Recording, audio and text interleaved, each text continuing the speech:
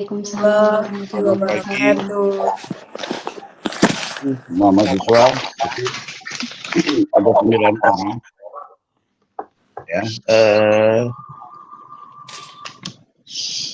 ya. Dimatiin aja mic-nya supaya enggak ini, kecuali nanti bertanya ya, atau saya tanya sehingga mungkin bisa jawab. Ya tadi 10 nih, ada yang baru join nih.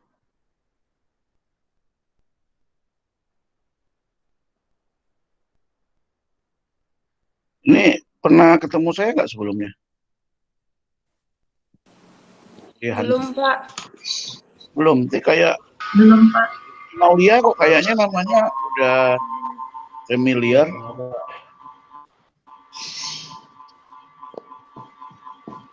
Putri.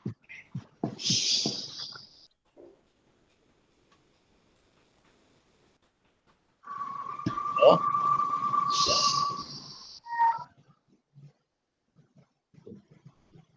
Baiklah, kalau memang belum pernah ketemu. Oke, sebentar ya, saya lagi mau share screen ini. And now, yeah, entire screen.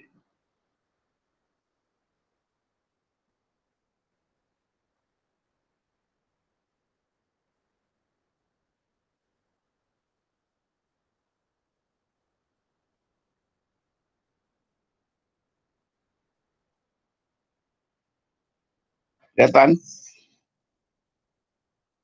Kelihatan, Pak. Baik. Ya, jadi file, kalau nggak salah saya judulnya 01 ya. Ya, bisa. Makanya kalau kalian buka file kan berarti nggak bisa lihat mana yang saya tunjuk. Makanya tadi itu saya sarankan di print aja. Dengan di print kan bisa diorak-orak langsung di kertas. Minggu depan ya, di print semua ya. Siapa? Iya, Jadi saya kalian bisa lihat di layar komputernya, tapi bahan pencetaknya juga ada di meja. Ya, judul mata kuliahnya sih pemasaran pertanian ya kalau saya nggak salah ya. Tapi memang saya dengar dari Pak Kaprodi katanya judulnya mau disesuaikan ke arah karena isinya sebetulnya sebagian besar itu adalah nanti marketing manajemen, cuma nanti ada beberapa penerapannya yang ke arah pertanian gitu ya. Jadi mungkin katanya nanti mau ganti judulnya marketing manajemen. Dan memang inilah yang mungkin topik atau konten ya, dasar-dasar yang coba kita bahas bersama. Oke. Mungkin kalau ditanya kepada mahasiswa S2 agribisnis, ditanya mengapa belajar pemasaran, ya kalian bisa jawab, penting kok bagi kami, namanya juga agribisnis, ya kan. Di dalam bisnis biasanya pasti ada konotasi kita melakukan proses tukar-menukar lah boleh dikatakan ya, antara penjual dengan pembeli. Nah, supaya proses itu terjadi tentunya dilandasi dengan kaidah-kaidah pemasaran itu ya. Nah, sekarang kalau ditanya, kalau gitu mak saya misalnya ya, dengar mak saya misalnya itu dia nggak sekolah, dia nggak kuliah, ya kan, perlu nggak belajar pemasaran. Nah ternyata singkat cerita supaya nggak panjang kali ya, sebetulnya semua orang tuh perlu belajar pemasaran. Semua orang perlu belajar pemasaran sebetulnya. Ya karena kita hidup di dalam masyarakat. Ya, jadi pemasaran itu penting. Kenapa? Karena kita bukan hidup sendiri di dunia ini.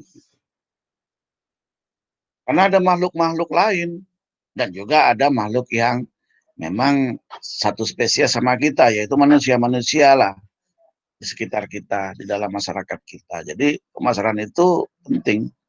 Masa sih Pak? Ya iyalah. Pemasaran itu tuh gunanya supaya kita bisa berinteraksi dengan yang lain. Supaya orang juga tidak membenci kita gitu. Ya, itu ya. Jadi kalau seandainya kalian tidak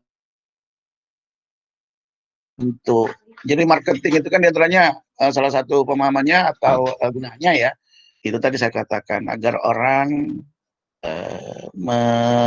tertarik ya dengan apa yang ada pada kita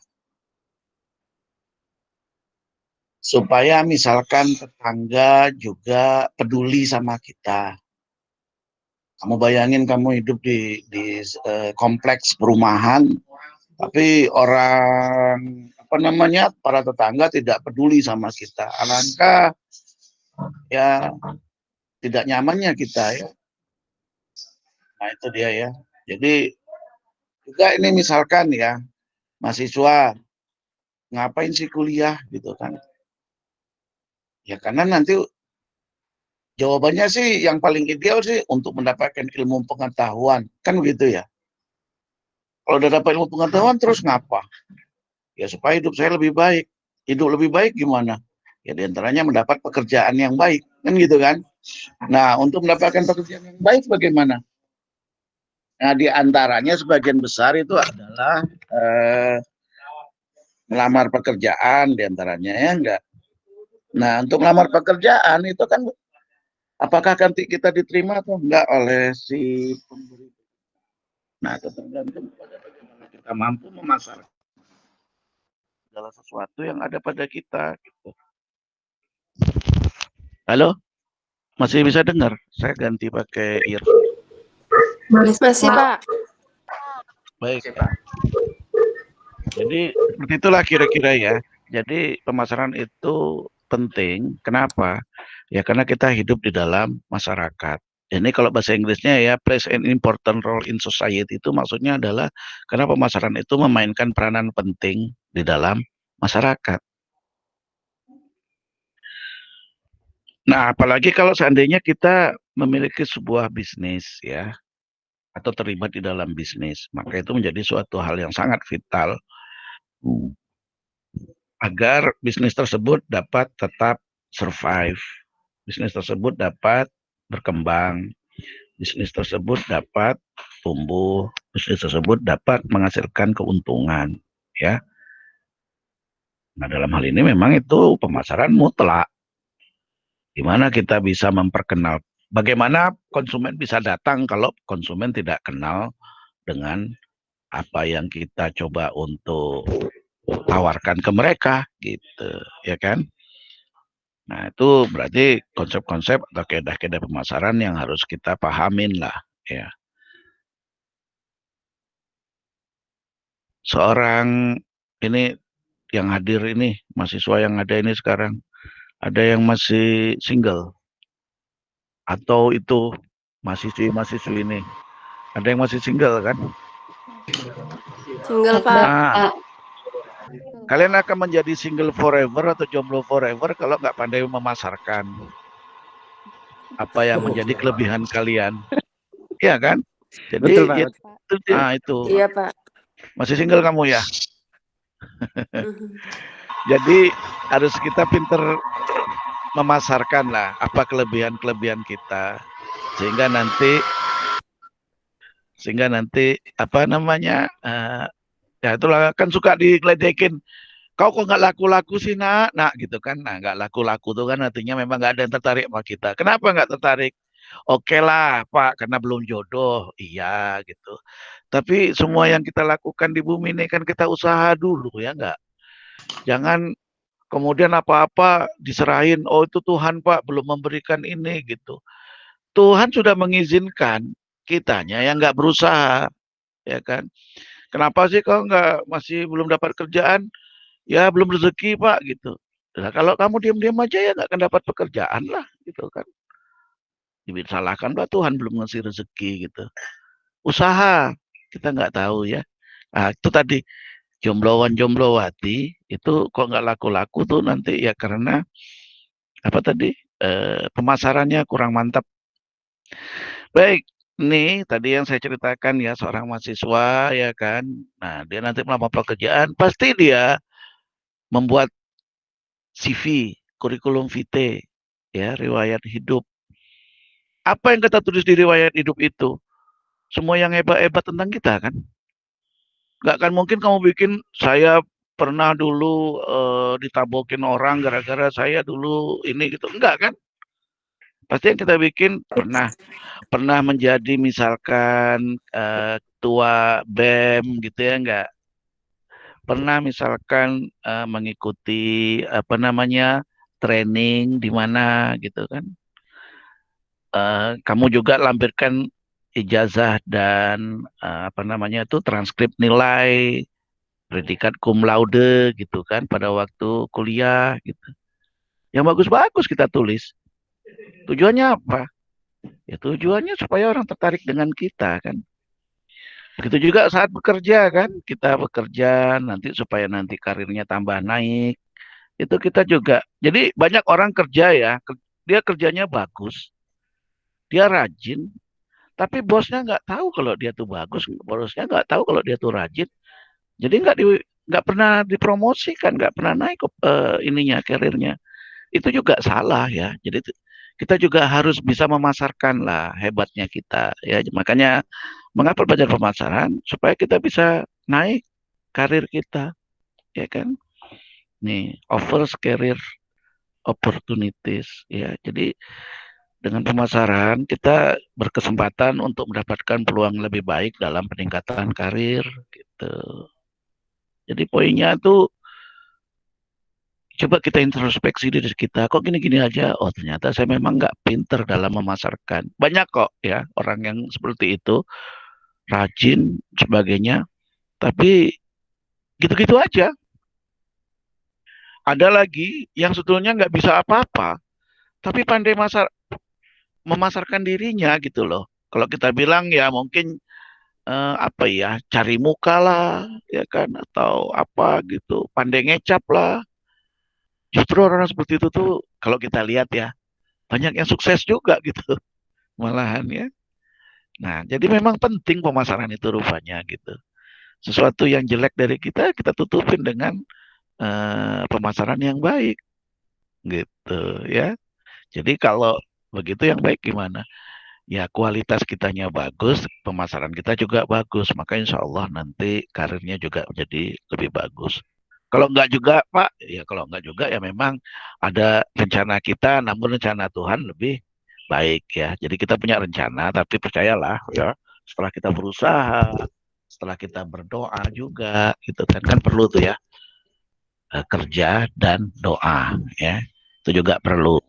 Jadi ada usaha, tapi berdoa masih belum juga tercapai, ya kita percaya ada rencana Tuhan yang lebih baik di balik halal itu tadi semua. Oke, affects your life every day, mempengaruhi kehidupan kita sehari-hari. Tadi saya sudah katakan kan, kita misalnya di jemaah masjid, di jemaah gereja gitu kan, kita rajin datang, orang kenal, sehingga orang juga akan berinteraksi dengan kita. Tapi kalau kita nggak pernah ada misalnya pertemuan, ronda, ada bakti sosial, atau ya itu tadi saya katakan datang ke rumah-rumah ibadah, nggak pernah itu cuma ngurung-ngurung diri sendiri, ya berarti itu termasuk pemasaran yang nggak baik sehingga mati kita misalnya di rumah tuh sendirian gitu, nggak ada orang yang tahu gitu kan. Atau udah jadi bangkai aja baru orang tahu, baru nanti dikebumikan gitu. Ada yang kayak gitu. Tapi kalau misalkan kita rajin misalnya kan, misalnya kayak muslim ya, kan 5 kali sehari ke masjid gitu. Kita orang tahu bahwa kita rajin, tahu-tahu kita nggak pernah nongol, pasti orang kok nggak nongol ya? Jangan-jangan dia sakit. Didatengin orang loh rumah kita. Sakit ya Pak? Iya gitu. Nah, karena mereka care dengan kita. Itu salah satu bentuk ya bagaimana kita juga bisa bermasyarakat yang merupakan sebetulnya salah satu bentuk dari marketing itu tadi. Baik, jadi banyak sebetulnya yang dicakup oleh pemasaran. Tadi ingat ya, kenapa perlu pemasaran? Karena kita hidup di dalam society, dalam masyarakat. Nah, ini Kalau kalian pernah lihat ada laptop tulisannya HP, ya, lihat printer tulisannya HP, mereknya itu kan berasal dari singkatan dari Hewlett Packard gitu ya. HP itu singkatan dari Hewlett Packard. Eh, Foundernya atau pendirinya itu namanya David Packard. Jadi kan kalau orang dalam sebuah bisnis ya ada ditanya gitu, kalau misalnya sebuah produk itu bisa bisa bagus apa enggak itu sebetulnya atau bisa laku apa enggak, ini kok nggak laku-laku ya, oh yang salah tuh bagian pemasaran. Salah ya, karena yang salah tuh bukan bagian pemasaran doang, karena semuanya itu adalah wajib memahami marketing ya. Jadi sebetulnya marketing itu kalau menurut David Packard itu tidak sekedar pekerjaan orang atau pekerjaan departemen pemasaran ya, tapi adalah tanggung jawab dari semua orang yang ada di perusahaan tersebut. Bagian produksi, oh iyalah dia harus tahu seperti apa desain yang baik. Dia harus tahu bagaimana caranya menekan biaya produksi ya, supaya produk yang dihasilkan itu nanti kualitasnya bagus tapi harganya bersaing ya. Orang kan beli suatu barang kan tidak saja lihat kualitas, tapi lihat juga gitu kan harga. Kualitas sama, harganya lebih rendah, nah itu tentu lebih dipilih orang gitu ya. Tukang sampahnya, tukang bersih-bersihnya, cleaning service-nya, itu juga perlu tanggung jawab terhadap pemasaran. Tujuannya apa? Itu supaya kantor tersebut menjadi indah, nyaman untuk dikunjungin, nyaman orang bekerja gitu. Sehingga produktivitas menjadi lebih meningkat. Oke? Jadi menurut David Packard ya, benar sih ya. Marketing itu bukan sekedar tugas departemen marketing ya, tapi tugas bersama. Marketing is too important to be left to the marketing department.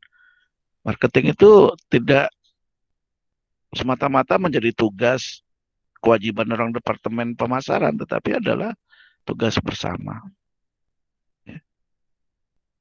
Apa sih marketing itu? Personal selling. Oh, itu namanya sales itu kan. Iklan. Making product available in store itu maksudnya bahwa marketing itu juga termasuk diantaranya bagaimana kita menjamin setiap orang misalnya ada konsumen datang ke sebuah toko, dia menginginkan sebuah produk atau produk itu harus ada. Jadi jangan sampai misalnya, taruhlah kita misalnya produsen, kita punya warung ya, kita punya warung. Warung itu tuh jualan segala macam kebutuhan uh, di komplek itulah. Misalkan ada pembeli datang, seorang mahasiswa gitu kan, dia mau kuliah, nah kebetulan dia sebelum berangkat kuliah biasanya sarapan, datang dia, bang, ke toko kita, ada Indomie bang, habis deh itu. Telur bang, telur tadi keinjak pecah semua gitu. Gula lah bang, gula tersepak pula sama saya tadi, berserak tuh, enggak mungkin saya jual gitu kan. Semua yang dia tanya nggak ada, maka tentu jengkel si pembeli. Dia nggak akan datang lagi loh. Dia pergi dengan kecewa. Nah itu ya yang tidak boleh. Jangan mengecewakan konsumen. Karena kalau dia kecewa dia nggak akan balik lagi. Ya makanya ya. Jadi diantaranya jangan mengecewakan itu tadi. Ya kalau bisa, kalau konsumen datang dia butuh barang apa gitu, itu harus ada barang tersebut di toko tersebut. Making product available in store itu termasuk bagian dari marketing. Ya, jadi kalau bagian gudang atau bagian stok tidak jeli sehingga tidak pesan gitu ya, ada konsumen datang, barangnya tidak ada, konsumen kecewa, dia nggak balik. Dan lebih parah lagi, dia nggak balik, itu cuma satu, dia aja yang kita cuma kehilangan satu konsumen aja. Yang parah lagi apa? Dia kan punya mulut. Nanti dia ketemu sama teman-teman satu komplek yang lain kan, itu toko yang itu bikin kesel aja gitu. Segala yang aku datang ke sana, pingin apa, nggak ada semua katanya. Rupanya ada yang lain lagi gitu. Ya udah nanti akhirnya menyebar dari mana kemana-mana bahwa toko kita itu tuh memang tidak pantas untuk dikunjungin lagi. Nah itu kan lebih bahaya lagi gitu. Ya ini tadi ya termasuk tadi bagian untuk penye, halo, bagian untuk inventory juga ya. Tolong mic-nya dimatiin ya, karena masuk lagi ke dalam nih. Nah ini tadi saya katakan kan yang bagian gudang, bagian stok itu juga harus tahu ya, kapan harus beli, kapan harus pesan gitu kan. Karena nggak mungkin juga kita nyetok barang banyak-banyak di dalam gudang. Karena eh, barang yang kita stok itu kan uang, ya kan. Jadi daripada uangnya kita habisin untuk beli stok, belum tentu stoknya laku, mending seperlunya aja. Nah, bagaimana seperlunya aja itu tadi, itulah nanti di dalam inventory control ya, eh, yang mungkin diajarkan di mata kuliah yang lain. Baik, itu semua marketing baru 4 ya. Sebenarnya banyak lagi. Semua yang di atas itu plus much more, banyak lagi. Ya, jadi dalam ini coba kita pahami nanti filosofi marketing, fungsinya, orientasi marketing, tambah dengan itu 4P itu ya. Ya, sejumlah kegiatan yang diantaranya memasuki 4P tambah dengan distribusinya. Jadi, apa itu marketing? Kayaknya apa dong gitu ya. Semua-semua itu marketing gitu kan. Jadi gimana kalau ditanya, apa definisi marketing? Aduh Pak, terlalu luas Pak gitu. Ya coba kita cerdas sehingga kita bisa meringkasnya ya. Nah ini sebetulnya ringkas ya, ada 3 poin sebetulnya yang penting dalam marketing. Marketing itu adalah finding out what people want. Itu sebetulnya kan. Marketing yang sukses itu adalah kita tahu apa sih yang dibutuhkan orang. Itu poin nomor 1. Catat ya. Jadi punya catatan kan? Catat. Jadi marketing itu adalah 1, memahami apa yang orang butuhkan. Cari tahu apa yang orang butuhkan. Itu poin nomor 1. Setelah tahu terus kenapa? Nomor 2-nya adalah ciptakan atau buat. Yang dibutuhkan orang tuh cuma 3 ya pada garis besarnya ya. Produk ya, biasanya itu barangnya terlihat ya kalau produk, dapat disentuh, dapat dilihat, atau jasa. Jasa ini biasanya memang kita butuhkan secara kasat mata kayak apa barangnya itu mungkin tidak terlalu tidak nampak ya. Atau ide ya. Jadi ada 3 yang dibutuhkan orang ya. Jadi makanya kan tadi finding out what people want. Apa yang people want? Pada garis besarnya yang people want itu tuh yang diinginkan orang itu adalah 3, produk, service or idea. Produk, jasa atau ide. Berarti marketing tadi nomor 1 finding out what people want. Cari tahu orang butuh apa. Nomor 2, setelah kita tahu orang butuh apa, buat atau ciptakanlah produk, jasa atau ide. Nomor 3 apa? Yang cocok dengan apa yang mereka want tadi, apa yang mereka inginkan tadi, apa yang mereka butuhkan tadi. Jadi yang nomor 3 ini yang cocok ya. Jadi produk, jasa atau ide yang cocok dengan yang mereka butuhkan tadi. Nah itu sebetulnya sih definisi marketing. As simple as that. Sesederhana itu aja sebetulnya. Baik, ada pertanyaan sampai sini?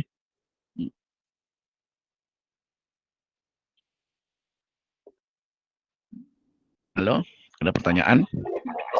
Enggak, Pak.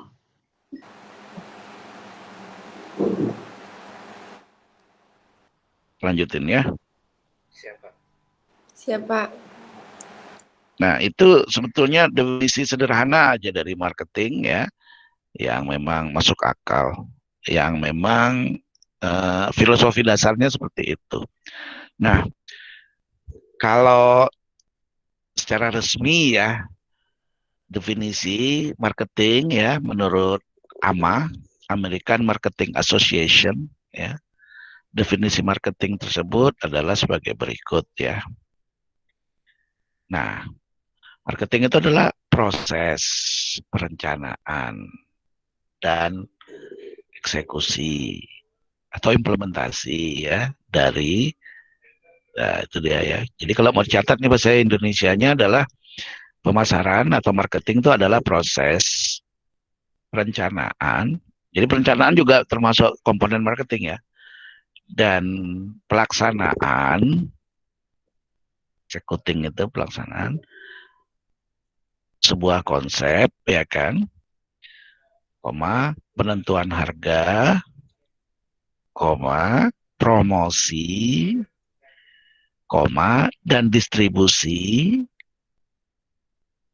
Ya, jadi dia bikin lebih lengkap lagi. Jadi ada konsep, penentuan harga, promosi, dan juga proses distribusi. Dari apa? Ya dari tadi itulah barang, jasa, atau produk tadi kita sebut ya. Barang, jasa, dan ide. Yang tiga tadi. Ya. Sehingga menghasilkan proses pertukaran. Nah ya, jadi di sini agak lebih detail ya. Jadi tadi kan finding out what people want itu tadi didefinisikan dia. Jadi memang ada tiga diinginkan orang ya. Tapi bagaimana konsepnya, bagaimana penentuan harganya, bagaimana promosinya, dan bagaimana distribusinya dari tiga hal tadi, yaitu barang, jasa, dan ide tadi ya. Nah, lebih lanjut larinya ke arah proses jual beli ya, sehingga terciptalah create exchange itu tadi, terjadilah proses tukar menukar ya. Jadi lebih detail definisi AMA ini. Jadi yang diharapkan dari marketing itu tadi adalah terjadinya proses tukar menukar ya. Tukar menukar antara siapa? Antara si pembeli dan si penjual kan. Apa tukar menukarnya? Ya si penjual memberikan barang, si pembeli memberikan, nah, terserah ya, tergantung. Kalau berbasis monetary ya dia kan si pembeli memberikan uang gitu kan. Tapi tidak dilarang juga si pembeli memberikan barang lain gitu kan. Itu namanya barter ya. Sehingga tercipta proses tukar menukar belum selesai loh. Yang apa? Yang satisfy itu memuaskan. Ini juga penting ya supaya tidak berantem di kemudian hari. Ya, jadi yang memuaskan kedua belah pihak. Paham ya? Jadi komponen terakhir ini ya, itu penting. Dua belah pihak puas itu. Jadi yang memuaskan kedua belah pihak gitu kira-kira mungkin terjemahan bebasnya ya. Karena bisa saja proses tukar menukar terjadi, tapi rupanya ada yang nggak puas. Misalkan si pembeli beli ya kan kasih duitnya, si penjual ngasih barangnya, dibawa pulang sampai di rumah ternyata TV-nya tuh nggak hidup misalnya gitu. Nah itu juga salah ya. Kenapa nggak dicoba dulu pada waktu jual beli tadi? Nggak pula ada garansinya, itu juga salah gitu ya. Jadi pengertian memuaskan kedua belah pihak ini sebaiknya diimplementasikan dalam banyak hal lah, termasuk diantaranya coba dulu sebelum bawa pulang. Ya, termasuk diantaranya ada namanya garansi, ya kan? Terserah lah, mau sebulan, 3 bulan, setahun, seumur hidup, gitu ya. Itu juga yang tujuannya adalah memuaskan. Karena definisi puas itu sendiri sebetulnya bisa luas juga ya, bisa luas. Nah itu kira-kira ya definisi marketing menurut AMA. lebih detail ya definisinya itu. Baik, kita lanjutkan. Nah, ini tadi yang saya katakan. Marketing itu di tengah ya. Yang dikeliling itu tuh semua itu adalah bagian-bagian yang mungkin ada di sebuah departemen, di sebuah kantor atau di sebuah perusahaan. Artinya apa dari diagram ini? Artinya semua pihak itu tuh tujuannya satu, marketingnya sukses. Semua. Misalnya apa? Itu bagian yang mendesain merek, bagian yang mendesain logo, itu tujuannya untuk marketing juga, branding itu misalnya gitu ya. Terus apa lagi? Market research, apalagi ini market research ya, riset pasar. Itu memang dia berusaha mencari atau mendapatkan uh, pengetahuan, mendapatkan informasi seperti apa sih sebetulnya tipikal atau kriteria dari atau kebiasaan behavior dari konsumen yang kita tuju ya, dengan mengetahui profil target market bisa memahamin strategi apa yang dapat kita lakukan agar si target market kita tertarik dengan produk kita, agar target market kita puas dengan produk kita. Dan tidak kalah pentingnya juga bagian product development. Bagaimana menciptakan produk yang menarik, kualitasnya bagus, ya kan? Proses produksinya efektif, efisien, sehingga nanti mungkin dia di sini kompetitif. Nah, itu yang paling penting kan, itu product development.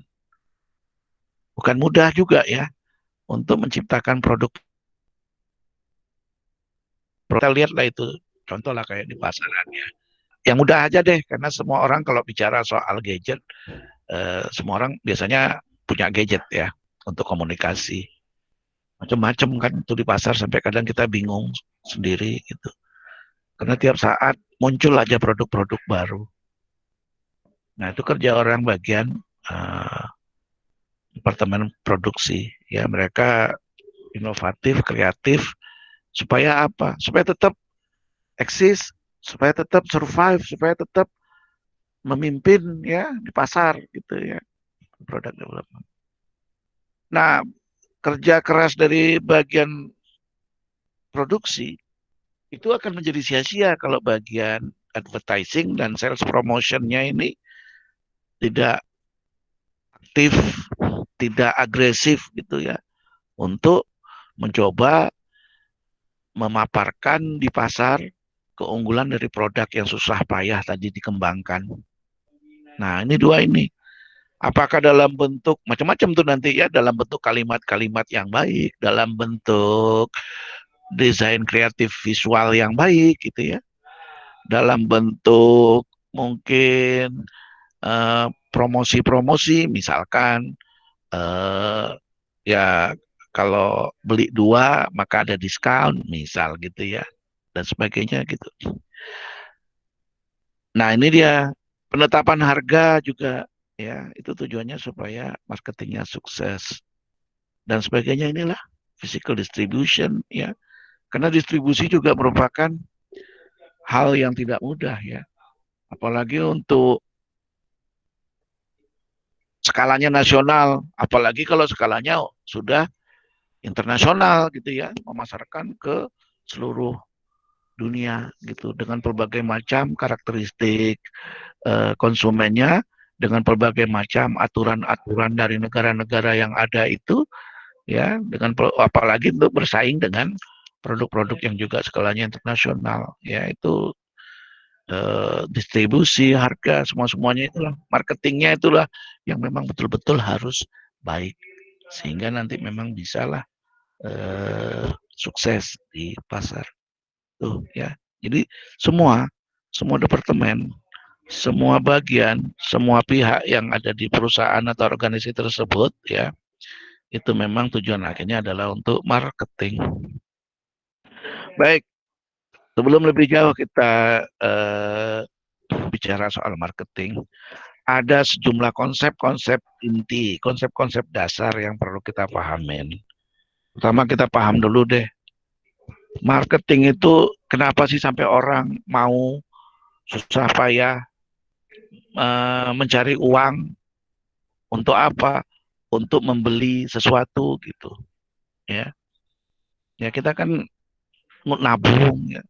Kita misalnya ngojek sehari penuh gitu supaya duitnya banyak ya. Ngapain gitu kan? Ya karena ada sejumlah itu tadi nanti ada need, wants dan demand itu tuh yang harus kita penuhi sebagai manusia ya. Kalau kita lihat kan sapi nggak perlu dia ngojek dia ya. Dia tenang-tenang aja makan rumput apa gitu. Nggak perlu mikirin rumah, nggak perlu mikirin sekolah segala macam. Ya karena need, wants, and demands-nya itu tadi ya mungkin berbeda dengan kita. Nanti kita bahas lebih lanjut karena adanya needs itu tadi ya. Sifatnya mungkin agak filosofis nanti. Kemudian kita paham juga apa itu marketers ya. Apa itu prospek. Tadi kan menurut Ama ya, tujuan akhirnya itu to create exchange that satisfies individual or organization tadi ya. Terjadinya proses tukar menukar ya yang memuaskan kedua belah pihak kan itu tadi itu menurut Ama tujuan akhirnya. Nah sebetulnya marketing sih sampai sana itu berarti marketing yang betul-betul perfect lah sempurna. Tapi sebetulnya tidak pun sampai create itu tadi itu tuh sudah marketing juga. Nah itu namanya nanti ada prospek gitu ya. Prospek itu artinya setidaknya membuat informasi tersebut sampai ke si konsumen bahwa dia kemudian belum mengeluarkan duitnya itu nggak masalah, setidaknya dia tahu kemudian nanti kan dia mungkin hari ini dia belum beli, besok belum beli, mungkin lusa atau bulan depan atau apa dia kepikiran dia beli ya itu namanya nanti marketers ya bisa menciptakan prospek tujuan dari si marketers orang-orang yang terlibat dalam marketing tadi. Kemudian kita juga coba bahas nanti apa itu product and offering. Kemudian ini tadi tujuan akhir kan terjadi proses tukar menukar. Exchange konsep itu juga nanti coba kita bahas. Nah kemudian, nah ini dia. Semua orang itu tuh belajar marketing kan akhirnya. Nah tentunya kita harus juga paham. Sehingga kita akan bersaing ya dengan produsen-produsen lain. Nah bagaimana kira-kira strategi atau dasar-dasar untuk menciptakan competitive advantage, keunggulan kompetitif yang mungkin bisa kita adu dengan keunggulan kompetitif para pesaing kita. Kemudian kita juga harus pahamin segmentasi pasar ya dan lingkungan pasar dan juga nah ini juga ya pahamin posisi produk kita ya yang berbaur dengan produk-produk lain di pasar sehingga dengan demikian kita harus paham lah itu apa sih dasar-dasar ya untuk kita supaya menonjol saat nanti produk tersebut berbaur di pasar. Nah, itu dipelajarin di dalam marketing mix ya. Kemudian saluran pemasaran dan juga supply chain. Baik, ini adalah yang membedakan kita dengan makhluk-makhluk lain, makhluk biologis maksud saya ya, atau malah termasuk juga malaikat ya. Malaikat itu nggak punya ini loh, dia makhluk hidup. Sapi tadi juga nggak punya ini, ya. Hanya manusia sejauh yang kita pahamin ya di bumi ini mahasiswa manusia lah yang memiliki needs, hasrat, kebutuhan ya yang berupa piramid seperti ini. Jadi ada yang paling dasar kebutuhan manusia sebagai makhluk biologis dulu deh ya sebelum kita bicara nanti kebutuhan manusia yang sifatnya sebetulnya tidak terkait langsung dengan sifat biologis kita. Yang bawah ini dimiliki oleh semua makhluk hidup biologis. Apa itu? Kebutuhan fisiologis. Nah, sapi sama tuh dengan kita. Ada kebutuhan biologis dia, karena dia sebagai makhluk hidup, dia harus mendapat asupan nutrisi untuk energi dia, untuk mengganti sel-sel biologis dia, untuk bekerjanya metabolismenya dia. Ya. Sehingga Tuhan menciptakan rasa lapar dan rasa haus. Coba apa sih tujuan Tuhan ciptakan rasa lapar dan haus? Supaya kita ngerti, ini nih saatnya kita harus memasukkan sesuatu ke perut kita untuk nanti dikonversi secara biokimiawi menjadi energi.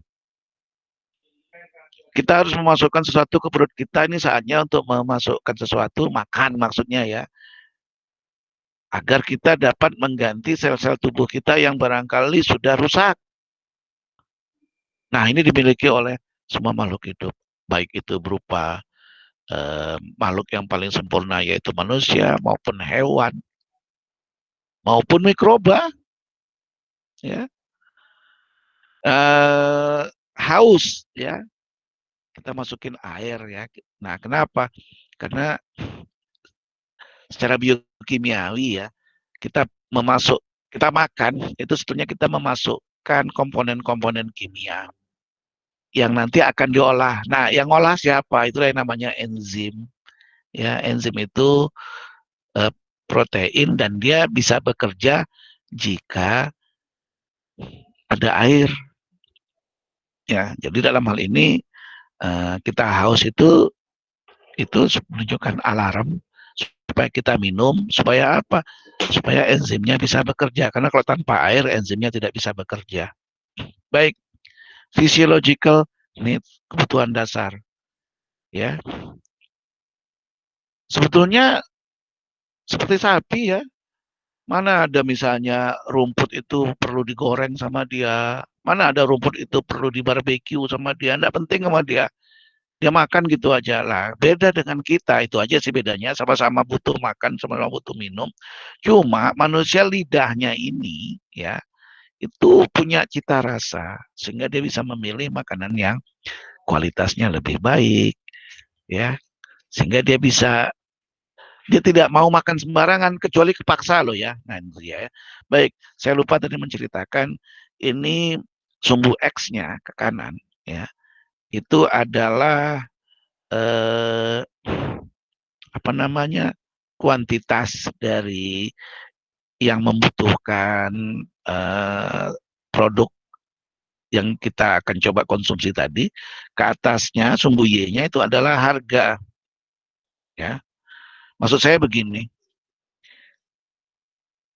karena cuma butuh makan dan minum, barangkali sebetulnya pada dasarnya ya kita diberi karbohidrat, protein, lemak, dan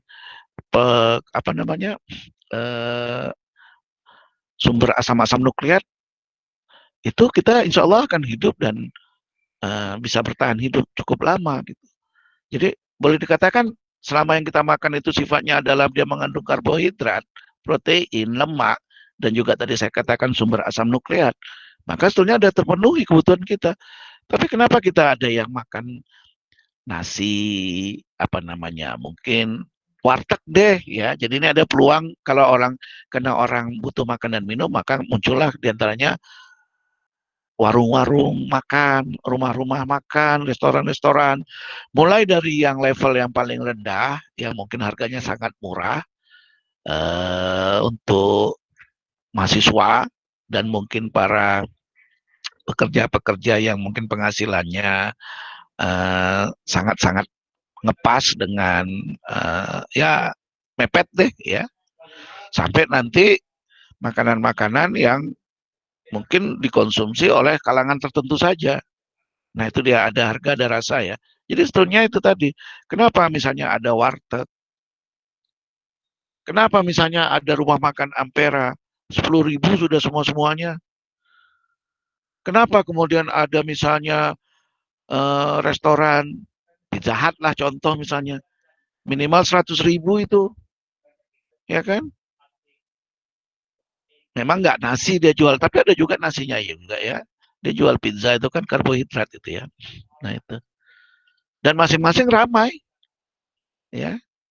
Ya itu dia, karena memang kaitannya dengan si Y tadi, rupiahnya itu tadi ya. Ya kalau duitnya sedikit, mungkin kita makan aja di warteg, makan di Ampera, gitu kan. Yang penting apa? Yang penting kenyang, yang penting ada tenaga, karena sumber tenaga dari karbohidrat tadi ya. Beberapa mungkin makan nasi campurin garam loh, ya.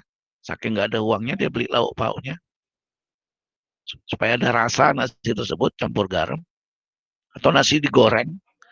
Nasi goreng itu kan menyebabkan nanti rasanya, nasi goreng itu kan sebenarnya nasi tok itu kan, cuma ada rasa gurih, ada rasa asin, ada rasa manisnya gitu. Tambah ada minyaknya gitu. Bisa tertelan oleh kita gitu. Ya.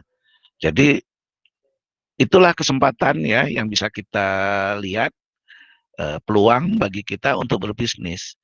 Kalau kita misalkan bermukim di daerah sekitar kampus, mau berbisnis rumah makan, ya, yang barangkali kurang cocok kalau kita bikin di situ rumah makan mewah gitu kan.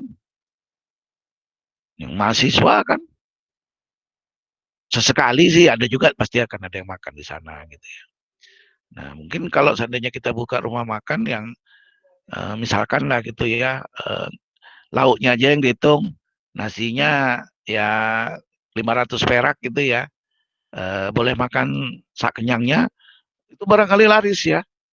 Jadi nanti mahasiswa tuh, saya pernah dulu juga waktu zaman masih mahasiswa ya, ya ambil nasinya yang banyak, terus habis itu minta kuah sayurnya, habis itu cuma makan kerupuk keriting itu, udah 80 perak itu saya cuma dicas waktu itu.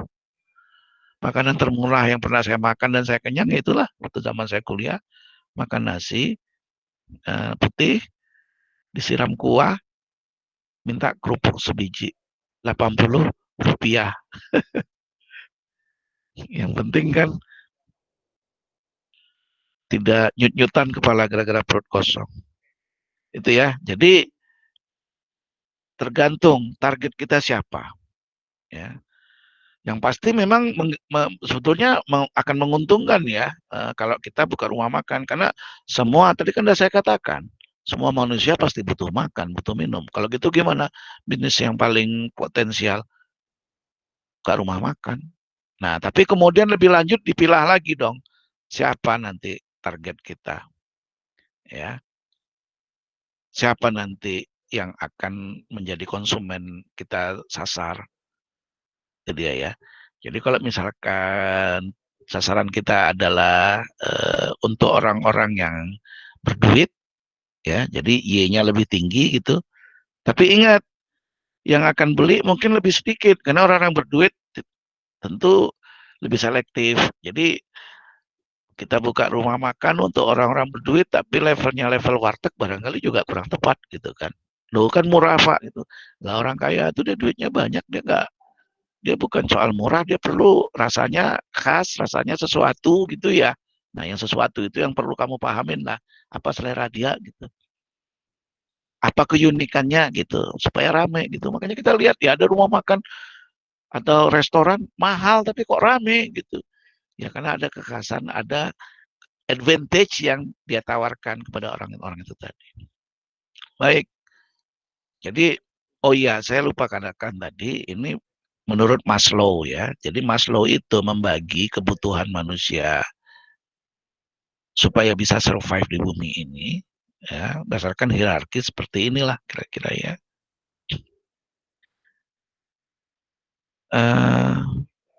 Ya, hierarchy of needs namanya ya menurut Maslow. Ada beberapa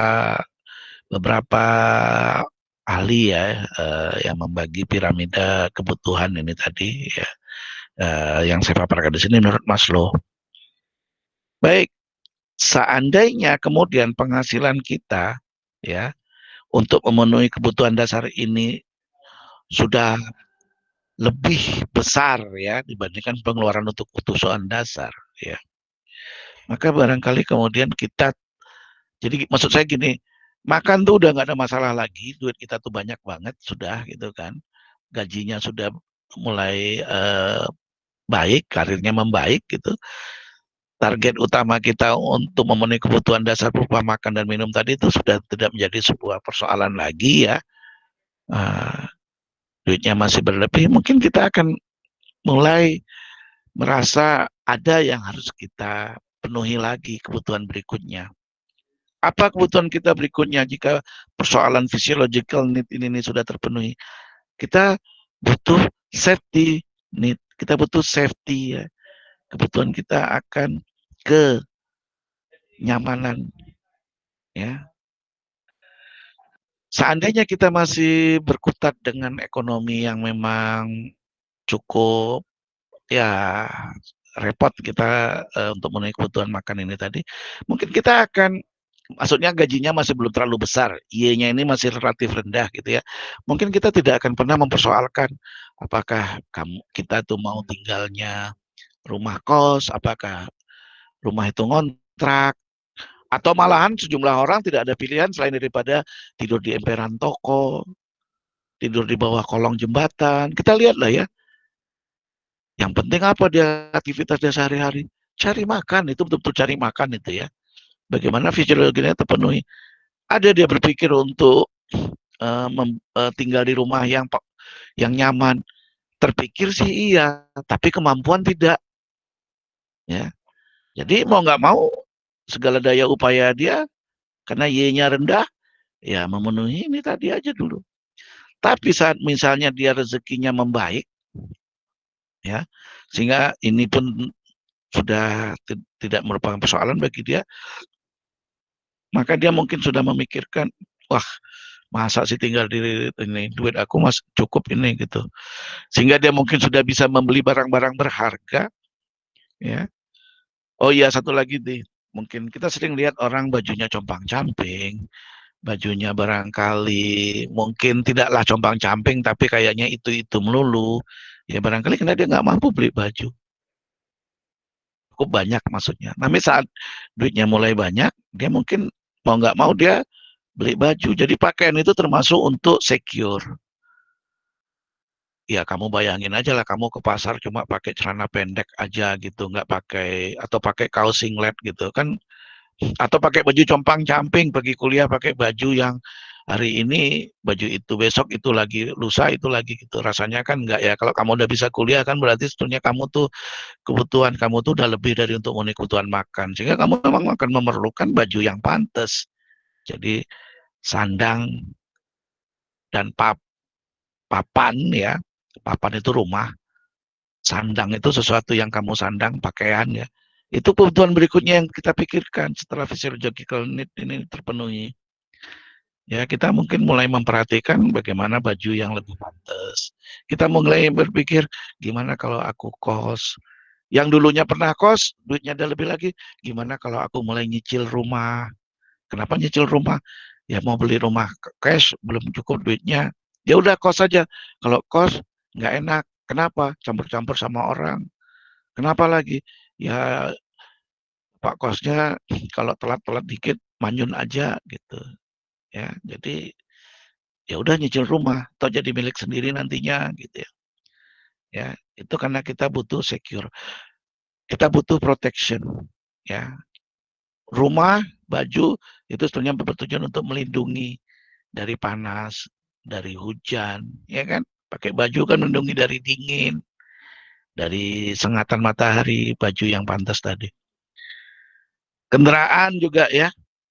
Mungkin selama ini kita naik turun angkot, itu kan kurang nyaman, kurang secure. Pertama nunggu angkotnya, yang kedua di angkot entah siapa-siapa yang naik gitu ya. Entah copet, entah rampok, ngetemnya juga lama misalnya gitu. Nah mungkin kamu mulai mikir, ada duit, Y-nya ada meningkat ya, duitnya meningkat, penghasilannya meningkat. Kalau gitu kredit motor gitu. Sehingga nggak perlu lagi ngetem atau nunggu di pinggir jalan, sehingga nggak nyampur-nyampur lagi dengan orang gitu. Kalau duitnya lebih banyak, kredit mobil gitu, sehingga nggak kena hujan, karena kalau naik motor kan kena hujan. Itulah kira-kira ya, itu kita sebut dengan safety needs yang menjadi prioritas utama kita setelah prioritas physiological needs ini terpenuhi, maka prioritas kita menjadi safety needs gitu. Misalkan kita udah punya rumah, kita udah punya penghasilan yang lebih baik lagi. Sehingga safety need sama physiological needs ini sudah tidak menjadi prioritas utama kita. Maka prioritas berikutnya bagi kita adalah social needs. Ya. Oh ya, apa bisnis yang bisa kita tawarkan di sini? Yaitu tadi saya bilang, bikin rumah kos, bikin butik, bukan butik lah mungkin ya, jadi tukang jahit misalnya ya, jualan baju, jualan properti, kreditin motor, kreditin mobil, itu ya, peluang untuk mereka-mereka yang memang mencapai safety needs ini. Lebih lanjut apalagi kebutuhan kita setelah ini terpenuhi?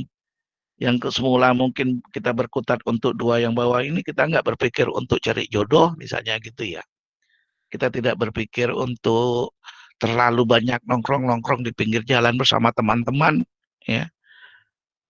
Karena itu semua adalah social need itu ya. Jadi kita butuh teman sebetulnya sebagai makhluk, manusia sebagai manusia. Manusia itu butuh bersosialisasi ya, butuh berteman. Berteman itu tuh tidak saja kita artinya untuk saling curhat ya, tetapi juga untuk saling tolong sebetulnya juga kan, tolong menolong tujuan kita berteman. Namun ada yang lebih lanjut lagi sebetulnya ya, diciptakan Tuhan itu sebetulnya tujuannya supaya kita itu berkembang biak ya. Berteman sih berteman, tapi kita akhirnya berpikir untuk memiliki teman yang spesial, teman yang khusus, teman yang merasa menjadi milik kita, teman yang juga menganggap kita menjadi milik dia. Nah, itu ya. Jadi social needs ini pengertiannya juga bisa khusus. Dan dengan social need ini kita merasa sense of belonging, merasa ada yang memiliki dan merasa ada yang dimiliki. Dengan teman juga bisa kok Pak. Tuh, iya, bisa juga ya kan. Kita kan berteman juga salah satu efek dari berteman, sense of belonging itu tadi, kita kompak dengan teman sehingga tawuran itulah salah satu contohnya, itu bagaimana kita kompak dengan teman-teman ya, merasa memiliki ya. Jadi grup kita itu adalah milik kita bersama, kita solider ya. Itu juga contoh bagaimana social need tersebut juga terpenuhi sebetulnya. Tapi kan tadi saya katakan ada yang lebih khusus lagi, memiliki dan dimiliki dalam artian sunatullah ya, sunnah dari Allah, sunnah dari Tuhan, agar kita dapat melanjutkan survive-nya manusia di bumi ini. Itulah dia keinginan untuk berumah tangga, keinginan untuk memiliki pasangan hidup ya, sense of belonging, sense of love ya. Udah memiliki istri kah atau memiliki suami terpenuhi. Lebih lanjut kita ingin lagi memiliki keturunan, memiliki anak-anak. Nah itulah dia kan memang tadi saya katakan ya, itu adalah memang diciptakannya keinginan-keinginan tadi itu sebenarnya supaya manusia itu bisa survive, tidak punah. Bayangin kalau kita nggak punya keinginan makan, semua manusia tidak punya keinginan makan, habislah, nggak ada lagi manusia tertinggal di bumi ini. Ya oke lah, akhirnya manusia bisa tercukupi makan minumnya. Itu tadi saya katakan udah masuk ke tahap tingkat ketiga menurut Maslow tadi, itu disebut dengan social needs. Supaya apa? Supaya kita bisa survive, supaya bumi ini nggak punah. Makanya kemudian ada keinginan untuk itu sense of belonging, sense of love, berumah tangga, berkembang biak, sehingga bumi ini tidak akan punah, manusia tidak akan punah dari muka bumi ini, kecuali saatnya tiba nanti. Nggak tahu saya nih, corona ini kira-kira menyebabkan kita punah apa enggak gitu ya. Wallahu a'lam bishawab, cuma Tuhan yang tahu. Apa kemudian lebih lanjut?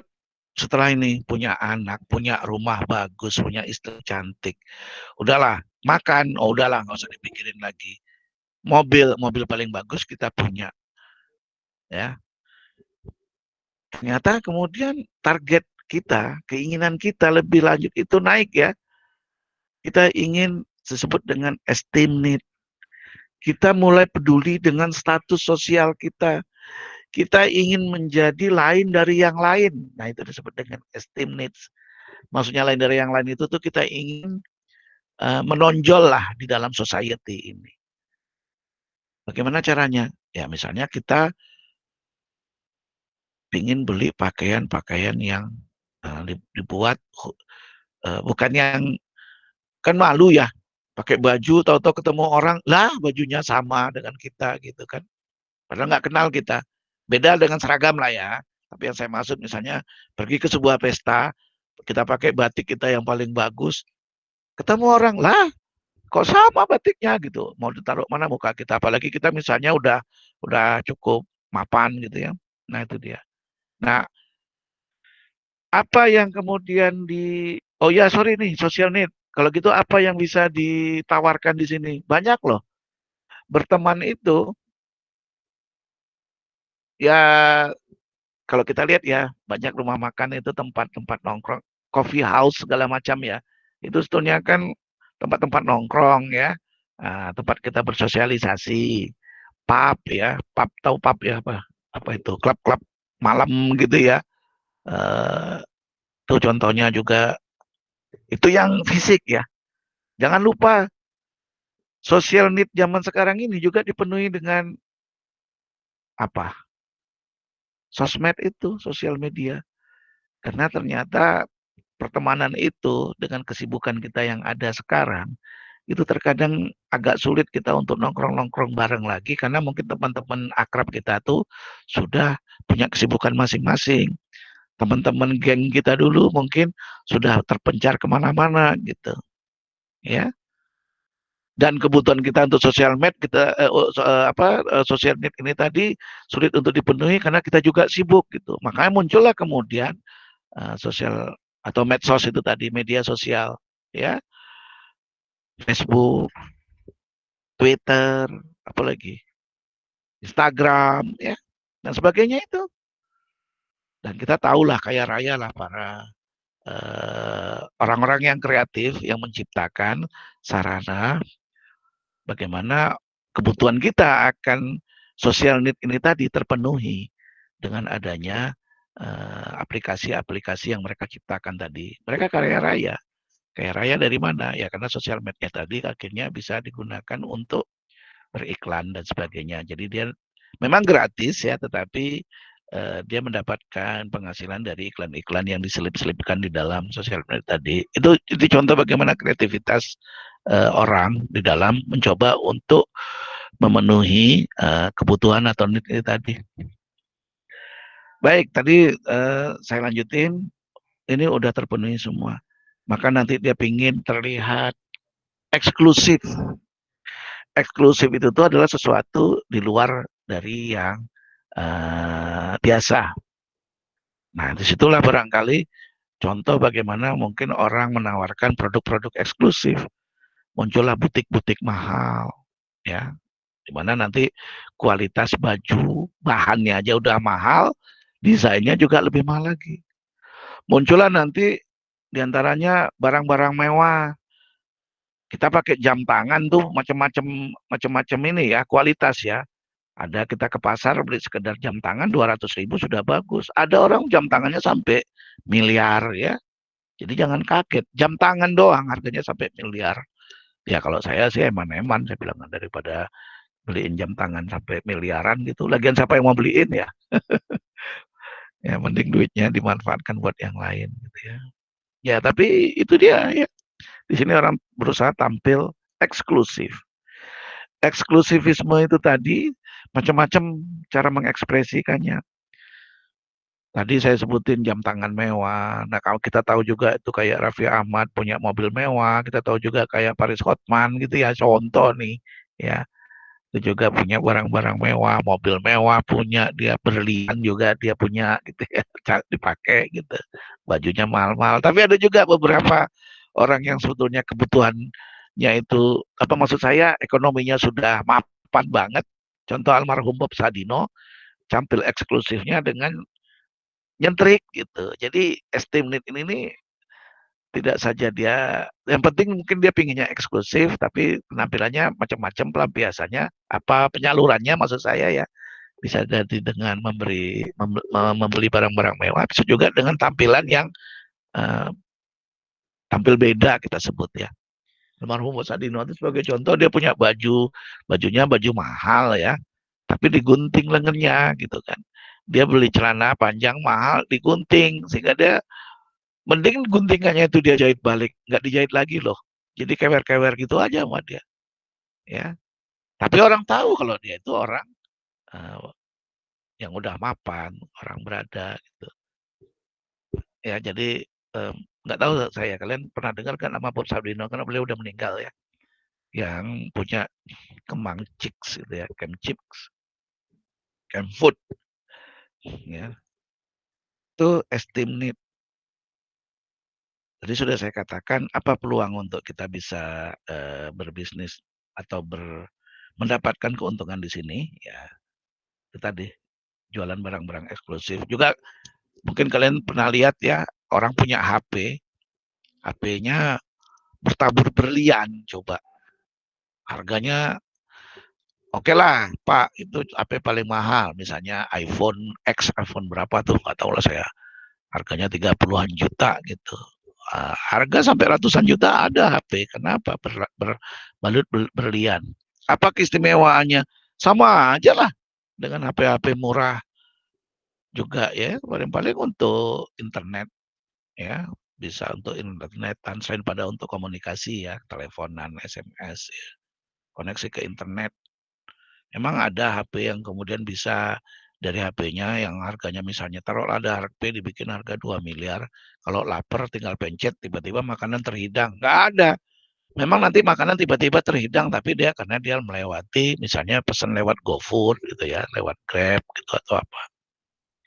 Baik ya, Esteem Need ya. Kenapa beli HP harga miliaran? Kenapa juga jumlah artis ya? Pernah lihat kan di TV itu artis-artis emak-emak itu sampai tega, kalau saya bilang tega lah, beli tas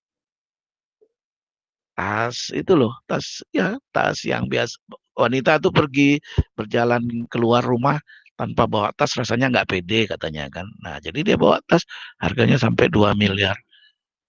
Saya bilang tega amat beli tas sampai 2 miliar, saya bilang. Kalau bapak-bapak mungkin daripada beli tas 2 miliar mending beli mobil ya, mobil keren gitu ya. Kalau mama nggak penting dia mobil, penting tasnya.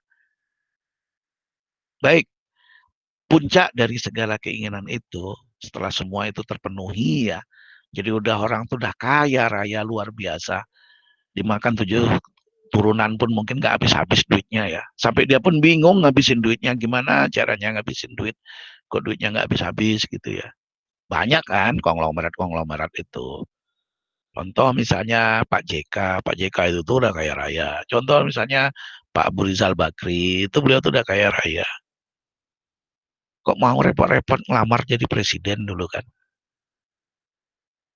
Oke lah, Pak JK tidak pernah jadi presiden, tapi jadi wapres beberapa kali ya. Padahal repot juga jadi presiden atau wapres ya. Dikira enak apa? Jadi presiden itu kan gajinya sebagai menurut apa namanya ada batasnya gitu kan, menurut Kementerian Keuangan itu kan ada ininya aturan tersendiri gitu kan. Gaji-gaji ya karena itu menggunakan uang negara ada maksimumnya. Nggak akan banyak itu, saya nggak tahu berapa persis, tapi mungkin paling puluhan juta paling. Padahal sebagai dia konglomerat ya, itu nggak ada batasnya dia gaji dia. Wong dia yang punya, selama perusahaannya semakin maju ya bisa dapat duit ngalir luar biasa yang menurut saya kemungkinan jauh lebih besar daripada gaji sebagai seorang presiden. Nah, kayak Pak Sandiaga Uno itu kan pengusaha sukses. Ngapain dia ngabisin duit sampai ratusan miliar gitu ya? Pingin jadi presiden. Wapres ya. Pak Abu Rizal lah dulu ingat kan? Pernah jadi capres gitu. Beliau kaya raya. Ya enggak? Ya ini tadi. Karena pingin naik mobil tulisannya RI 1. I am the number one in this republic gitu. Gajinya Pak, I don't care about my salary. Nggak akan peduli loh mereka tuh dengan gajinya. Karena jauh lebih besar gaji yang dia peroleh dari perusahaan dia gitu loh. Nah padahal kan nggak enak jadi presiden dikritikin gitu kan. Diungkit-ungkit, nggak boleh salah. Kalau salah dikit udah habis dibahas orang gitu. Enak jadi pengusaha ya sebetulnya. Untuk apa sih itu semua?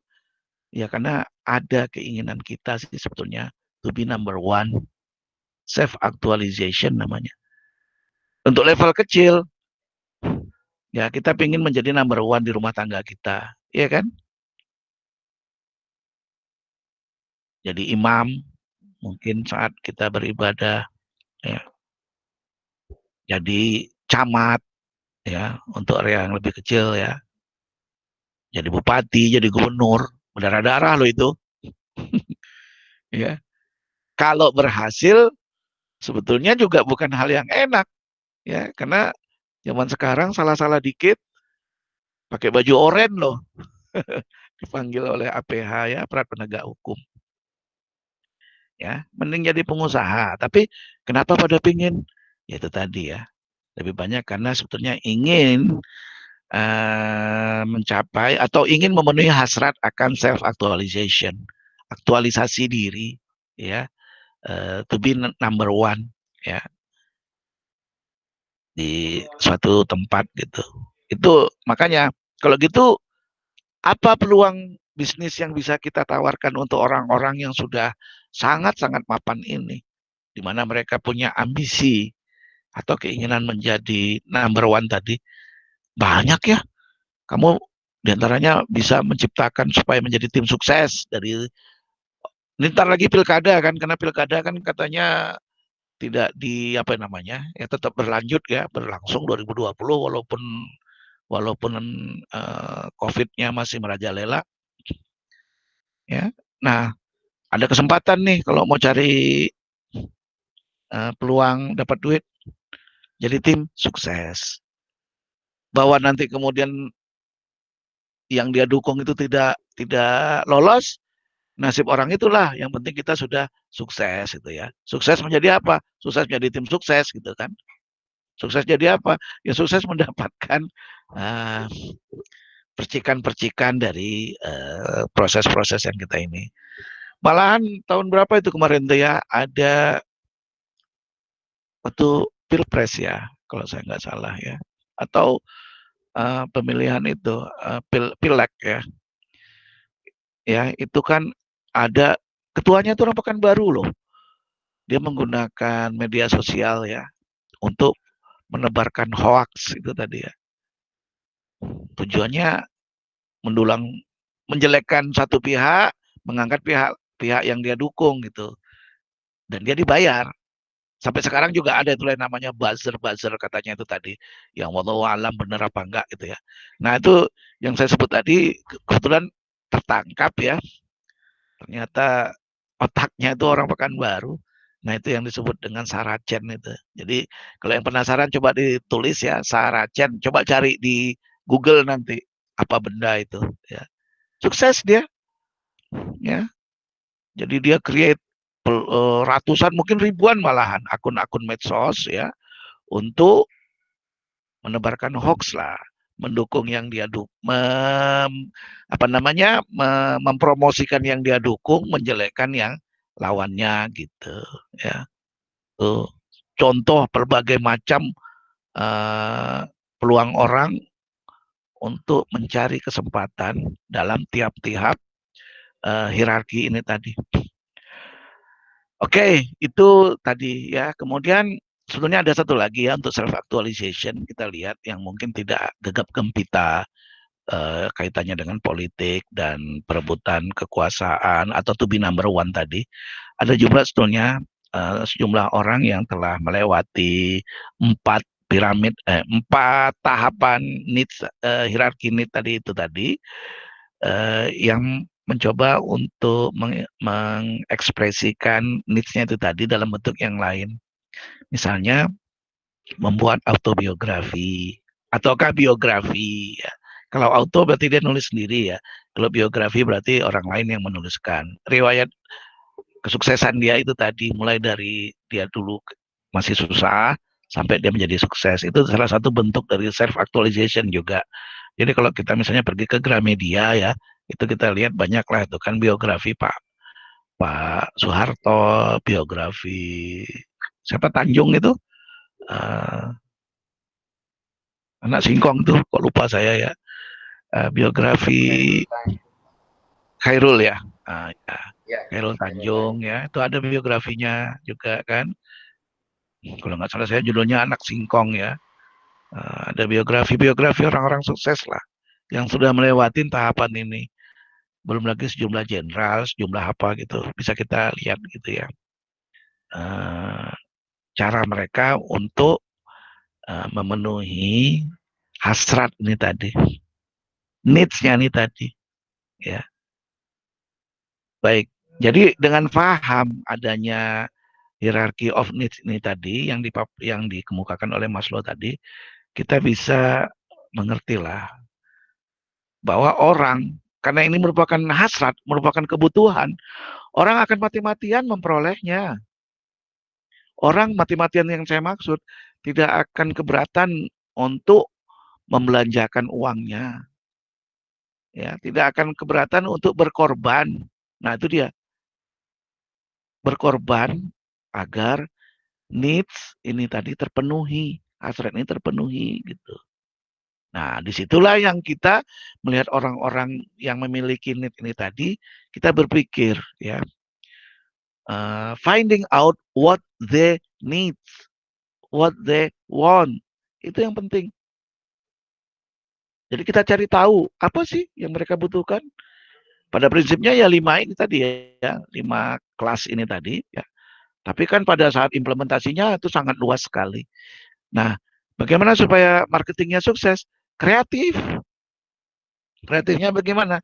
Kreatif menciptakan peluang-peluang itu tadi. Setidak-tidaknya apa? Kreatif barangkali melihat yang ada, kita modifikasi. Gitu ya. Kalau kita berhasil memodifikasi, tapi dasarnya memang. Jadi gini, ciptakan sebuah produk, jasa, ataukah ide tadi yang dibutuhkan orang. Maka insya Allah itu akan menjadi marketing yang sukses. Tapi kalau kita menciptakan produk, jasa, ataukah ide yang sesuai dengan, bukan keinginan orang, tapi yang keinginan saya, keinginan kita, keinginan saya deh, kalau kita masih mungkin ada juga yang lain yang maka belum tentu sukses. Karena yang saya inginkan dengan yang orang lain inginkan belum tentu sama. Kita ciptakan, nanti mungkin walaupun mungkin tahian tanda ya, tapi mungkin kalau kita pernah lihat ya banyak sih jenius-jenius zaman dulu yang lahir ya. Contoh misalkan yang Da Vinci Code itu siapa namanya? Leonardo da Vinci ya. Leonardo da Vinci itu kan salah satu dari seorang yang jenius yang sangat kreatif menciptakan banyak produk. Di antaranya dia melukis bagus, itulah Mona Lisa itu kan. Mahal itu zaman sekarang, ya. Apalagi tuh Last Supper ya, jamuan terakhir di mana di situ menggambarkan saat-saat makan malam terakhir dari Nabi Isa, Yesus ya. Bersama sahabat-sahabatnya sebelum ditangkap oleh siapa namanya, ditangkap oleh pasukan Romawi. Itu juga termasuk lukisan langka ya yang laris dan misterius ya kan, karena di lukisan itu ada cewek di situ. Siapa itu cewek itu? Magdalena kan. Kenapa dia ada di situ? Nah, itulah yang kemudian oleh si Dan Brown itu ya di bukunya atau di film apa tadi, Da Vinci Code gitu, yang membuat gereja marah itu mengatakan itu adalah sebetulnya istrinya Yesus, Magdalena itu gitu kan, karena umumnya beranggapan Yesus itu tidak pernah punya istri gitu, tapi Da Vinci si Dan Brown itu tuh mencoba menafsirkan sebaliknya. Artinya hal-hal misterius sehingga menimbulkan spekulasi. Nah, termasuk itu tadi Mona Lisa ya. Itu kan senyumnya misterius juga ya, bikin orang penasaran lah. Ya. Oh ya, belum lagi dia menciptakan banyak lah ya, termasuk sejumlah apa namanya enkripsi yang susah dipecahkan ya. Kemudian juga desain awal dari mesin atau pesawat atau apa gitu banyak.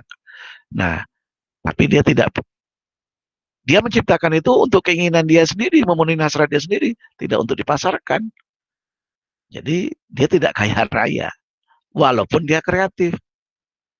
Karena dia menciptakan itu pada zaman itu tentunya ya, itu bukan merupakan kebutuhan orang gitu loh, tapi merupakan hasrat dia sendiri. Jadi itu bukan merupakan needs-nya masyarakat, tapi memang hasrat dia sendiri untuk berkarya, tak peduli dia orang pakai apa enggak gitu, tak peduli dia untuk dijual atau enggak gitu. Nah itu ya kira-kira mungkin yang pada akhirnya marketing yang sukses itu tadi tidak sekedar finding out ya what people tidak sekedar create, tapi yang kita create itu tadi adalah sesuatu yang dibutuhkan orang. Itu poin pentingnya, sehingga kemudian kita bisa tawarkan ya, sehingga orang tersebut puas gitu karena hasrat atau need-nya tadi terpenuhi. Tuh. Baik. Kita tahu tadi ada needs ya. Menurut Maslow tadi itulah yang menjadi dasar ya, sehingga orang mau mati-matian untuk memperolehnya. Oh, ini udah hampir habis waktunya ya. Mungkin sepintas saja kita coba ada needs, wants, and demands ini tadi ya, sedikit kita paparkan ya, kita ulas. Tadi saya terlalu lama kayaknya memaparkan tentang hierarki tadi ya. Baik, kita bahas dulu. Apa sih need itu tadi? Need itu adalah basic human requirement. Kebutuhan manusia yang sangat dasar. Lupa, tadi menjadi, kan kebutuhan dasar itu cuma ini tadi kan kalau Maslow bilang kan, physiological need. Oh iya. Memang orang bisa mati Pak kalau tidak terpenuhi misalnya taruh dia dah kaya raya ya, self actualization tadi. Kalaupun disebut mati dalam artian biologis tidak bernafas lagi sih mungkin tidak. Tapi dia akan setengah mati untuk mencapai hal itu. Betul kan? Dia rela mengeluarkan uang banyak. Dia pun barangkali siap seandainya dia barangkali aibnya diungkit-ungkit orang. Tuh. Supaya apa? Supaya kebutuhan puncak dan terpenuhi misalnya gitu. Ya. Atau ini tadi social need lah gitu. Kamu tuh kalau misalnya udah jatuh cinta sama seseorang, kamu mati-matian kamu ya. Walaupun mungkin dilarang orang tua, mungkin kamu lawan orang tuamu. Nah itu ya. Itu yang kita maksud dengan basic human requirement tadi. Jadi tidak sesederhana sekedar makan dan minum. Kalau makan dan minum tidak dipenuhi itu kan dasar ya. Dasar tidak dipenuhi memang mati beneran kamu. Ya jadi nggak butuh lagi lah saya makan dan minum. Kenapa? Karena aku udah kaya raya. Apa hubungannya gitu? Ya kalau udah kaya raya yang bawah kan nggak penting lagi. Kata siapa? Yang bawah jauh lebih penting. Kamu orang kaya raya nggak makan minum selama misalnya 3 minggu aja pasti mati. Ya. Nah, tapi misalnya nggak jadi presiden, mungkin nggak mati lah ya. Tetapi mungkin paling tidak kamu stres lah beberapa lama gitu ya. Nggak jadi anggota dewan gitu ya. Stres kamu kan terjun ke dalam paret misalnya gitu ya. Itu karena begitu mati-matiannya kita ya. Basicnya di basic requirement. Sampai lama-lama nanti terbiasa lah apa boleh buat. Nah, memang itu nggak bisa tercapai gitu ya. Ya jadi needs terjemahannya kalau bahasa Inggris ini artinya kebutuhan ya, atau mungkin lebih tepatnya hasrat ya. Needs itu adalah hasrat yang harus hasrat dasar dari dari seorang manusia yang harus dipenuhi, which need to be fulfilled supaya apa? Supaya survive. Jadi Pak kalau nggak jadi anggota dewan memang kita nggak bisa hidup. Rasanya kalau kamu gagal ya, mungkin selama sebulan 2 bulan rasanya kamu kok rasanya setengah mati mau mati gitu ya. Karena udah banyak duit keluar, utang udah sekeliling pinggang, kok nggak jadi terpilih gitu misalnya. Nggak jadi bupati, mungkin seperti itu juga. ya rasanya tidak survive gitu. Cuma nanti lama-lama ya menerima takdir ya. Jadi semakin cepat kamu menerima sadar, ya semakin cepat kamu survive-nya. Tapi kalau agak lama, malah ada yang gila kan? Ada yang gila malah. Itu dia. Jadi itu hasrat ya, harus dipenuhi supaya apa? In order to survive. Tapi need itu tadi itu sifatnya masih general ya. Contoh zaman sekarang ini, cobalah misalnya need kita itu apa? Need akan alat komunikasi itu HP. Setiap kita punya HP loh. Apakah tanpa HP kita mati? Enggak kan? Kalau tanpa makan minum mungkin mati. Tapi tanpa HP bisa mati? Enggak mati. Tapi rasanya setengah mati. Atau listrik deh. Listrik mati ya. Apakah kita mati? Enggak. Tapi kok rasanya setengah mati, maka kamu akan ngomel-ngomel. Itu contohnya kita butuh akan alat komunikasi, HP. Memang nggak ada alat komunikasi lain? Ada. Apa? Surat. Nah, tapi rasanya setengah mati lah kalau ganti lagi ke surat ya. Tidak spesifik bahwa HP-nya itu nanti mereknya apakah nanti mulai dari yang paling mahal, apakah nanti yang misalnya yang paling murah, Asia Phone kah, apakah gitu kan. Kan ada HP harga 100.000. HP kah itu? HP. Alat komunikasi kah itu? Alat komunikasi. Bisa telepon, bisa SMS paling tidak. Malah bisa senter juga kan. HP-HP 100.000 itu gitu. Ya. Nah, itu tuh kita butuh. Jadi dalam keadaan terpaksa mungkin kita pun tidak keberatan menggunakan apa tadi HP murah. Dalam keadaan normal mungkin kita gengsi, malu gitu kan. Dalam keadaan terpaksa mungkin kita kembali lagi komunikasi pakai zaman dulu pakai kentongan, pakai kode Morse. Seandainya memang dah hancur-hancuran bumi ini gitu kan. Tapi kita perlu komunikasi pakai kode Morse mungkin. Mukulin tiang listrik kah atau mukulin kentongan kah gitu. Nah, baik ya. Needs. Jadi sifatnya sangat general. Itu need ya. Kita butuh supaya kita survive. Tapi apa tugas marketer? Marketer itu bagaimana mengubah need menjadi wants ya. Apa itu wants? Hasrat tadi itu diubah menjadi sebuah keinginan ya. Apa itu keinginan atau wants atau mau tadi itu tadi. Wants itu mau ya.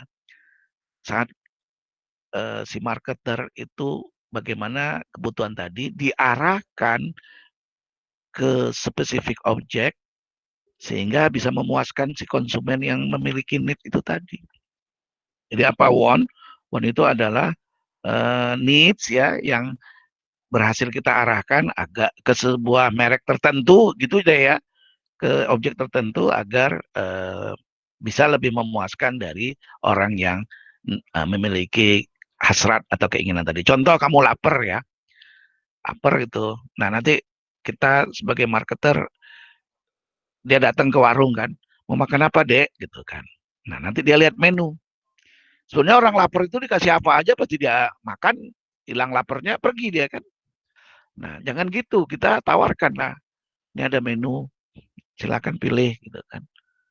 Nah nanti dia akan nanya kalau ini apa gitu kan. Spesialnya apa? Spesialnya ini dek gitu kan. Ya sehingga nanti dia pesan lah misalkan apa tadi misalnya ayam barbeque ya kan yang harganya sekian sedikit lebih mahal misalkan dibandingkan nasi putih sama sambal doang ya iyalah gitu kan. Nah, itu ya yang penting dia puas ya tuh ya. Jadi kalau orang tadi butuh HP kamu tawarin HP apa yang dibutuhkan, duitnya berapa, tanya juga budgetnya berapa gitu. Budget 200.000, ya udah jangan kamu tawarin pula budgetnya udah jelas 200.000, ditawarin pula iPhone.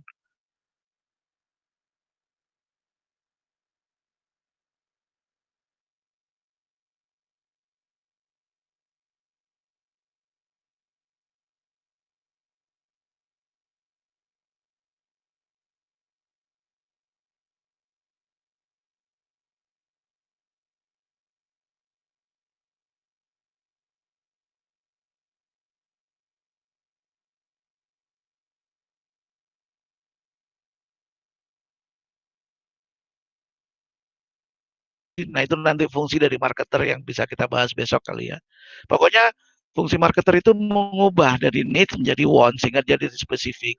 Sehingga dia kalau bisa nanti dia beli gitu. Paham ya? Jadi kalau want itu tuh sudah kita arahkan ke merek, kita arahkan ke produk spesifik. Kalau orang mau makan, akhirnya kita tahu bahwa dia tuh misalnya mau mie ayam. Kalau orang mau makan, akhirnya kita tahu, kita arahkan semakin rupa supaya kita tahu dia maunya Pizza Hut gitu. Karena kayak mie ayam juga, mie ayam kan bisa macam-macam, yang di mana, yang di mana. Kalau bisa lebih spesifik lagi gitu, supaya dia puas. Lebih lanjut, marketer berfungsi juga mengubah akhirnya dari need menjadi want, kemudian want itu menjadi demands. Ya, demand ini lebih lanjut, yang lebih memang betul-betul action, ya. Jadi tadi wants atau desires tadi itu, keinginan itu tadi, ya, atau kemauan tadi itu menjadi demand. Demand bagaimana maksudnya? Bahwa akhirnya didukung dengan kemampuan untuk membayar dan kesungguhan untuk membeli dari produk spesifik yang tadi kita tawarkan melalui want tadi, ya. Artinya dengan kata lain, tujuan akhir dari definisi marketing menurut AMA tadi tercapai, terjadi proses jual beli, ya. Jadi dia memiliki uang, ya. Itu tadi yang dimaksud dengan di back, didukung dengan ability to pay, dia memiliki uang dan juga kesungguhan untuk membayar, keluar duitnya, sehingga ujung-ujungnya nanti create exchange, terjadi tukar menukar. Tukar menukar apa? Si penjual menyerahkan barang yang ingin dia butuhkan tadi, yang dia beli tadi, si pembeli menyerahkan uangnya, gitu. Imbalannya. Nah, itu tadi yang saya katakan di ini tadi. Kalau kita kreatif, penting tawarin dulu lah sampai dia tertarik, sampai dia menjadi want.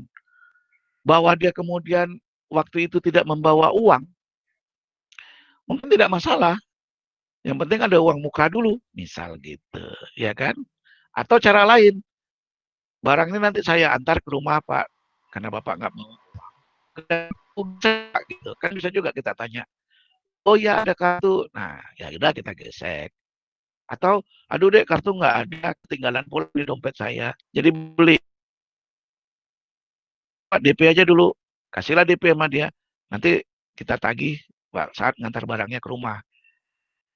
Jadi gitu ya kreativitas dari seorang marketer itu tadi, dari need menjadi demand. Atau tadi sebagai contoh, Dek, di rumah pun duit saya belum cukup. Tapi kalau saya boleh nyicil katanya, oh gitu Pak, boleh Pak gitu. Ada fasilitas kreditnya Dek, ada gitu. Sebentar Pak ya gitu. Apakah kamu misalnya dengan Adira, apakah kamu nanti kerjasama dengan bank, ya? Nah, makanya banyak pilihan ya. Jadi jangan satu aja gitu, nggak kreatif ya. Maka marketing kamu ya gitu-gitu aja. Tapi kalau kamu manfaatkan semua fasilitas ataukah semua teknologi yang ada, ya itu termasuk teknologi kan. Makanya juga nanti termasuk nanti nggak perlu juga toko itu tuh harus real ya, bisa juga virtual gitu. Maksud saya real itu eksis ya, kasat mata, tapi bisa juga toko itu virtual memanfaatkan eh, pasar-pasar online yang nanti kita bahas di kemudian hari. Baik, mungkin karena waktu ya, apakah ada pertanyaan? Ini sudah lewat cukup banyak ini, mohon maaf ya, berarti kan termakan pulsanya. Ada pertanyaan nggak? Nggak ada, Pak.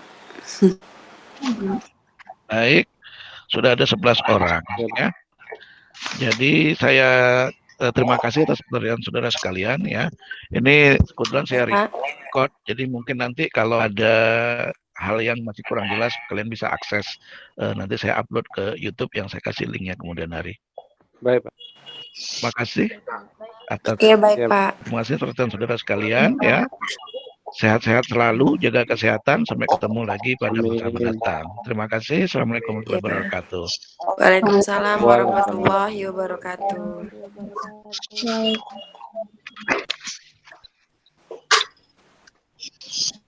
Aduh, error.